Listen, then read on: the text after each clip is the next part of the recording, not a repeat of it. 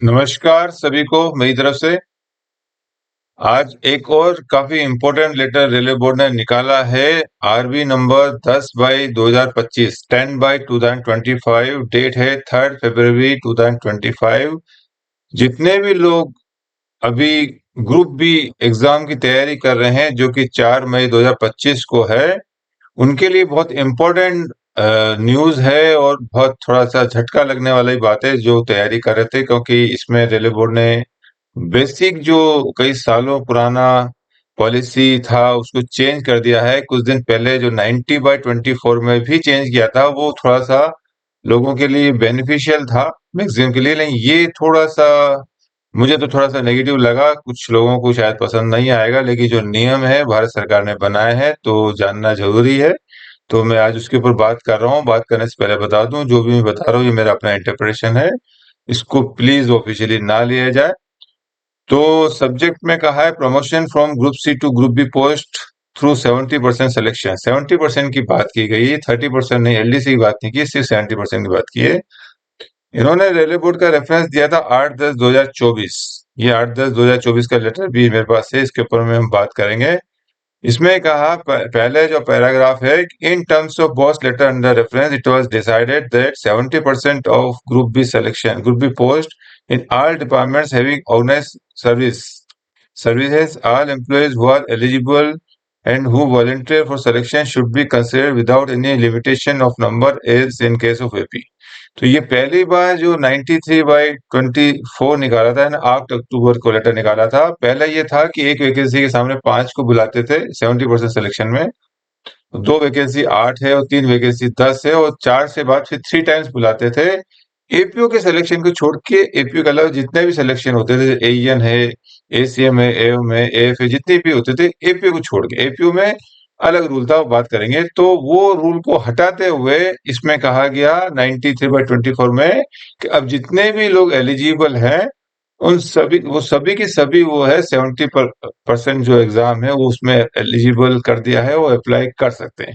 Eligibility condition same है कि जो भी बंदा लेवल 6 में काम कर रहा है, वो 3 साल की सर्विस हो चुकी है उसकी, वो एलिजिबल होगा। कई लोग क्वेश्चन पूछते हैं, सर मैं एमसीओ में हूँ, मैं इसमें हूँ, मैं लेवल इसमें हूँ, तो वो क्लियर नहीं, सिंपल बताता हूँ। जो लेवल 6 के अंदर है 4200, चाहे वो एमसीएफ हो चाहे जेई हो, तो वो अगर 3 साल पूरे कर चुका है तो वो एलिजिबल होगा। इसके लिए मेरे कुछ वीडियोस मैं बताऊंगा आपको लास्ट में।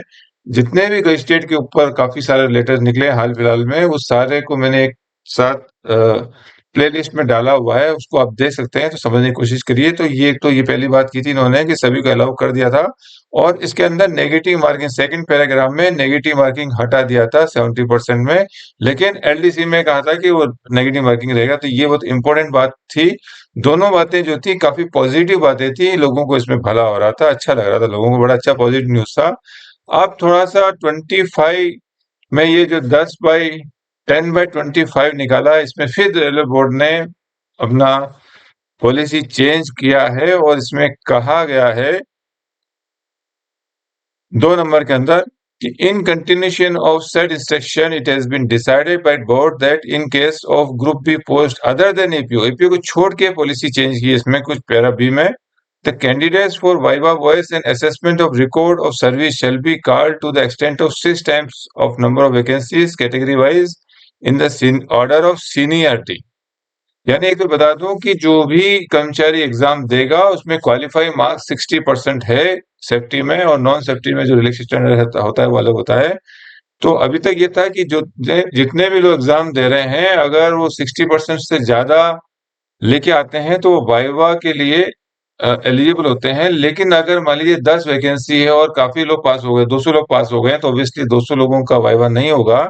तब ये रूल था कि जो 6 टाइम ऑफ द जो लोग 6 टाइम है वो एज पर मेरिट, मतलब टॉप ऑर्डर में जिसके सबसे ज्यादा मार्क्स होंगे, irrespective of the seniority, seniority को हम देखेंगे नहीं, जो हाईएस्ट जो मार्क्स लगाने वाले टॉप 6 लोग होंगे, टॉप 6 टाइम्स होंगे। यानी 10 वैकेंसी है तो 6 गुना, यानी 60 लोग जो टॉप के 60 होंगे एज पर मेरिट, उनको वाइवा से बुलाया जाएगा। और फिर पैनल सीनियरिटी से ही बनेगा, चाहे सीनियर मोस्ट के सबसे कम नंबर आ रहे हैं, लेकिन पैनल सीनियरिटी से बनाया जाएगा, ये कहा गया था। लेकिन अभी इसमें एपीओ के लिए तो वही सेम रखा गया है, लेकिन जो अदर देन एपीओ के लिए कहा गया है कि नहीं, अभी जो टॉप 6 लेंगे हम, वो भी सीनियरिटी से ही लेंगे। यानी कि अगर कोई बंदा है, अगर उसके जो सीनियर मोस्ट बंदा है वो उसके सिर्फ 60 नंबर है, और कोई 42 वाला यानी सीनियर मोस्ट जो होगा वो शायद लेवल 7 लेवल 8 का होगा, उसके सिर्फ 60 नंबर ही आते हैं, और लेवल 7 लेवल 6 का जो बंदा एलिजिबल है उसके भले से 80 90 99 मार्क्स पे आ रहे हैं।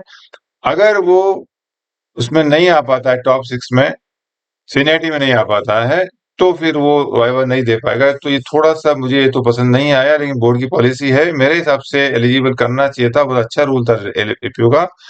और इसलिए भी ज़रूरी था कि सेकंड जो पैरा उन्होंने किया था, या तो फिर क्योंकि आउटस्टैंडिंग का भी फंडा इन्होंने हटा दिया है, मैं आगे पढ़ूँगा, तो ये एक पहले एक अच्छा मौका दिया था, जो काबिल लोग हैं, वो अच्छी पढ़ाई करके अच्छे मार्क्स लेके आ सकते थे।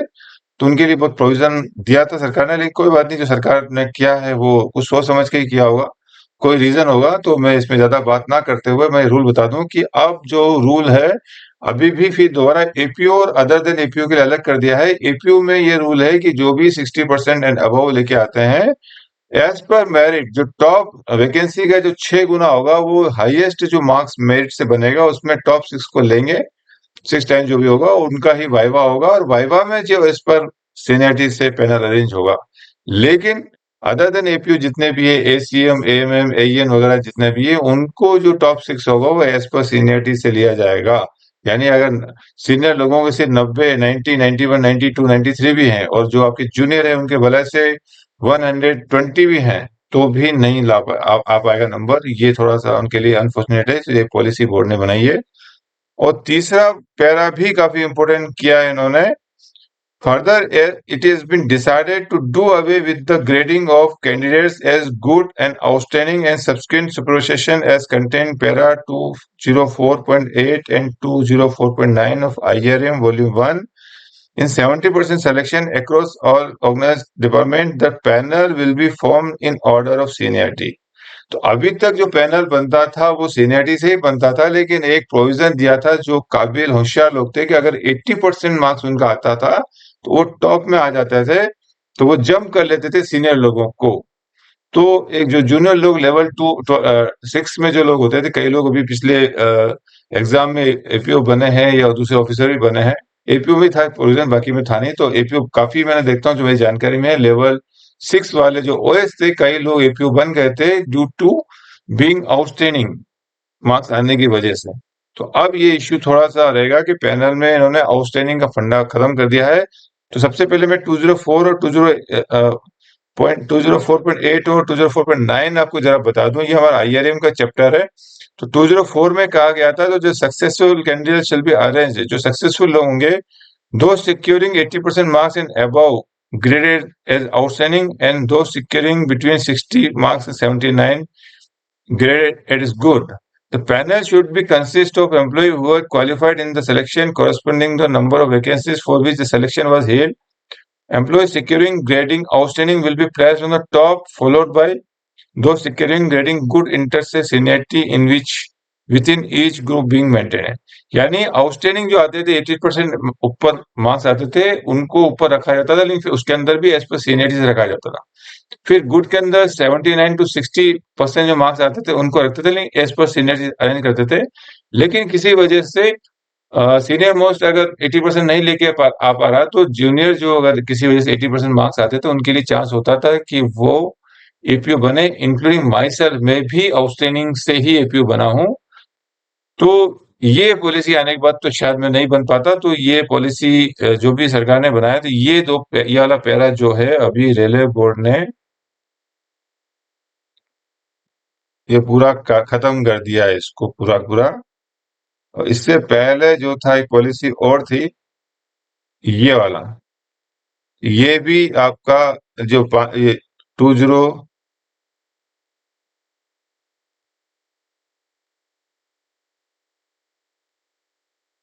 ये एक तो 204.8 और 9 डिलीट कर दिया है, ये 203 90/24 में ये डिलीट कर दिया है।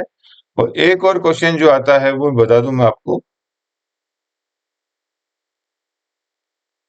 कि एक लोगों को दिमाग में डाउट आता है कि पैनल में सीनियरिटी से जो अरेंज करेंगे किस बेस पे करेंगे, तो हमारे जो सीनियरिटी जो होती है वो लेवल 7 के हिसाब से यहाँ लिखा हुआ है 6500 10,000। कोई भी कर्मचारी लेवल 7 लेवल 8 या लेवल 9 में भी अगर आता है, अभी लेवल 9 में भी आए नहीं लेकिन फ्यूचर आएंगे, तो लेवल 9 वाला सीनियर या लेवल 8 वाला सीनियर नहीं होगा।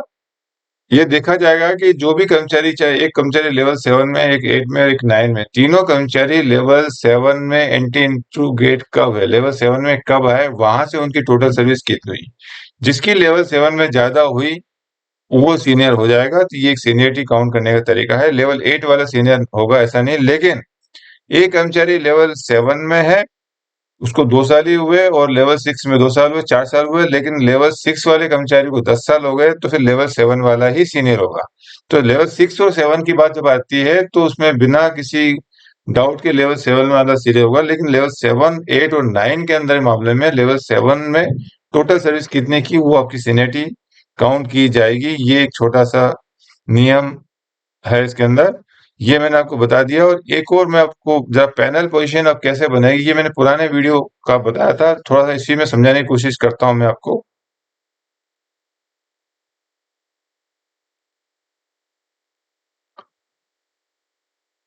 ये पहला का पोजीशन जो था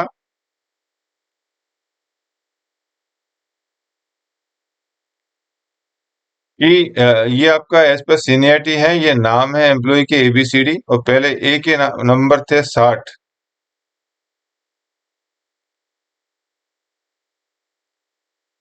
ये आपके, ये थोड़ा चौड़ा हो गया,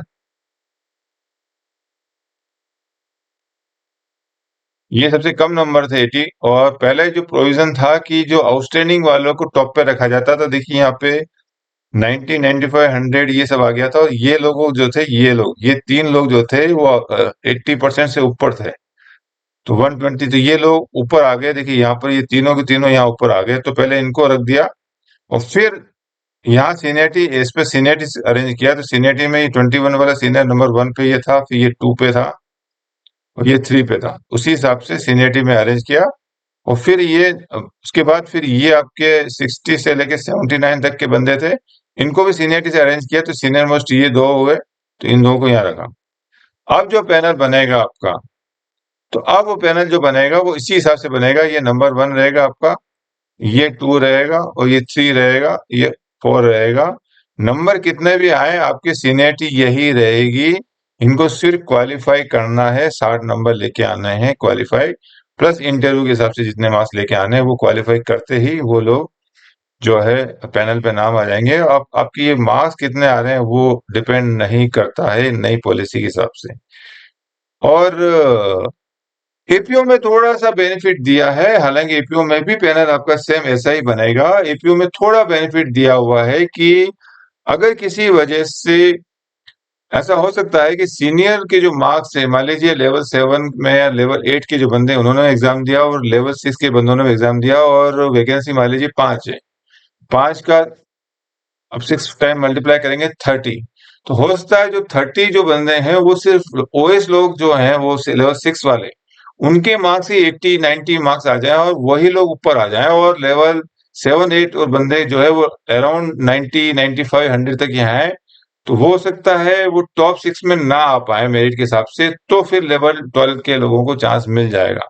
तो अभी भी जो एपीओ के अंदर थोड़ी सी संभावना ज्यादा है कि अगर जूनियर लोगों के मार्क्स ज्यादा आ जाते हैं, काफी ज्यादा, जो 6 टाइम लोग है वैकेंसी का 6 टाइम अगर जूनियर लोगों का ही आ जाता है, तो फिर जूनियर का चांस बन जाएगा पैनल में आने का। और जो फिर जूनियर में लेवल 6 में वाले सब लोग पास हो जाते हैं, तो लेवल 6 में फिर सीनियरिटी के हिसाब से ही पैनल बनेगा। तो पैनल जो है अब जो है वो आउटस्टैंडिंग का फंडा खत्म कर दिया है। तो पैनल जो भी 70% का जो पैनल बनेगा वो एज पर सीनियरिटी से बनेगा। ये रिले बोर्ड का लेटेस्ट क्लेरिफिकेशन है, 2010 का है। या मैं अपलोड कर देता हूँ, इस वीडियो के साथ देख लेंगे। और एक और मुझे बात बतानी थी कि ये मेरा चैनल है, इसके अंदर प्ले लिस्ट में आप जब जाएंगे प्ले लिस्ट में, तो ये गजिस्ट्रेट ऑफिसर का वीडियो का फुल प्ले लिस्ट आपको दिख जाएगा यहाँ पर। और यहाँ पे गजिस्ट्रेट ऑफिसर से कनेक्शन में आपकी एलिजिबिलिटी, इंटर से सीनियरिटी कैसे रहेगी, मेडिकल एग्जामिनेशन क्या रहेगा, और इंटर रेलवे ट्रांसफर के मामले में क्या रहेगा, काफी सारी फिक्सेशन कैसे रहेगा, काफी सारी चीजें गजेटेड ऑफिसर के कनेक्शन में मेटल पास के क्या रूल है, क्या क्राइटेरिया। तो गजेटेड ऑफिसर के मामले में रिसेंटली काफी रूल चेंज हुए हैं, तो इसके अंदर आपको गजेटेड ऑफिसर कंडीशन में काफी सारे रूल आपको मिल जाएंगे। तो आप मेरी प्लेलिस्ट में देख सकते हैं, तो ये वीडियो भी प्लेलिस्ट में मैं डाल दूंगा। तो ये काफी इंपॉर्टेंट है, लेकिन इससे निराश मत होइए। एक बात मैं और जानने से पहले कहना चाहूंगा कि आपकी मेहनत, इंसान जब मेहनत करता है उसकी मेहनत कभी भी जो है वेस्ट नहीं होती। तो आप, मेरा जो पर्सनल एक्सपीरियंस है वो ये था कि आपका नंबर ऐसे सीनियरिटी से आता है, आप निरुत्साहित मत होइए, आप खूब तैयारी कीजिए, कोशिश कीजिए कि आप जो एग्जाम दे रहे हैं, आप भले से ओएस हैं, आपका जो मार्क्स है रिटर्न टेस्ट में वो टॉप 5 टॉप 2 में आना चाहिए। अगर आपका टॉप 2 टॉप 5 में अगर आता है और किसी वजह से इस पैनल में नाम नहीं आता है, तो उसके पीछे एलडीसी है, तो आपको एक मॉरल सपोर्ट मिलेगा कि मैं पूरे जोन में टॉप 5 में, टॉप 2 में, टॉप 3 में, टॉप 1 में स्टैंड कर रहा हूं। तो उस कॉन्फिडेंस के साथ जब एलडीसी पे जाएंगे और तैयारी आप कंटिन्यू करेंगे, 6 महीने बाद आपको सिलेक्शन हो जाएगा। तो एपीयू बनना ज्यादा इंपॉर्टेंट है। अगर इसमें ही हो जाता है तो द बेटर है, कोई इसमें कोई बात नहीं है, लेकिन निरुत्साहित मत होइए। अगर एपीयू बनना है तो लगे रहिए, 100% आप एपीयू बनेंगे, लेकिन कोशिश कीजिए कि आपके जो मार्क्स आते हैं, चाहे अभी रैंकर में है, वो अपने आप को कहीं ना कहीं स्टैंड करें, एटलीस्ट टॉप 10 में आपके मार्क्स आने चाहिए। तो मेहनत कीजिए, तो आप 100% एपीयू बनेंगे, या गेस्टेड ऑफिसर जो भी तैयारी कर रहे हैं, रैंकर में नहीं तो 30% बन जाएंगे। लेकिन ये आपका गोल होना चाहिए कि जो एग्जाम है उसमें आपका स्टैंड अच्छा होना चाहिए, मार्क्स आपके टॉप 10 में होने चाहिए, मार्क्स कोशिश कीजिए। तो मेरी तरफ से सबको शुभकामनाएं, एक नए वीडियो में दिखाया। वीडियो कैसे लग रहे हैं प्लीज कमेंट्स करें, और वीडियो मेरा अच्छा लगा तो सब्सक्राइब जिन लोगों ने नहीं किया है प्लीज सब्सक्राइब करें। सब्सक्राइब करने से हमको भी मोटिवेशन मिलता है, और अगर अच्छा लगा वीडियो तो लोगों को शेयर कीजिए, ताकि लोगों को भी नए नियम की जानकारी हो जाए, और लाइक भी करते रहें। वीडियो देखने के लिए बहुत बहुत धन्यवाद।